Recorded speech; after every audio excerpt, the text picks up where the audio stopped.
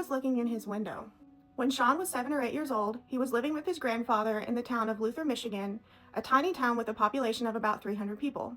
His grandfather had built the cabin they lived in, which was only one bedroom, and it was set back deep in the woods.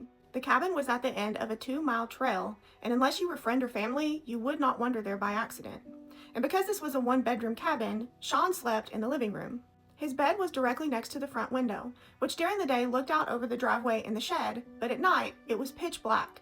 But he would always curl up with his back to the window and was a heavy sleeper and always slept through the night. His grandfather would always sit by the fire and read his Bible until Sean fell asleep.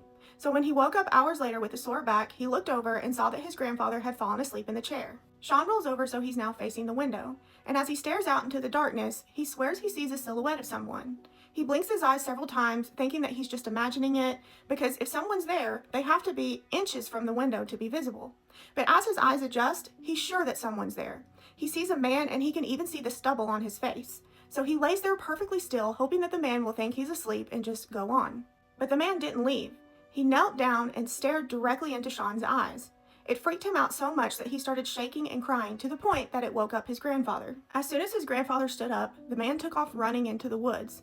Sean tells his grandfather everything that he saw, so his grandfather turns all the lights on, goes into the bedroom to get something to protect himself, and then goes outside after the man. Sean waited for his grandfather to come back for what felt like forever, but was probably only about 10 minutes. And when he did return, he looked visibly shaken. His grandfather was a Green Beret in Vietnam, so it was not normal to see him scared. He told Sean that he would stay up with him and even let him watch TV all night. He sat by the door, armed, making sure that the man didn't come back. The next day, the first thing his grandfather did was hang curtains on every window. They went outside and looked around and saw that there were footprints in front of the window that led straight into the woods. He was never allowed to play in the woods alone after that, and his bed was moved away from the window.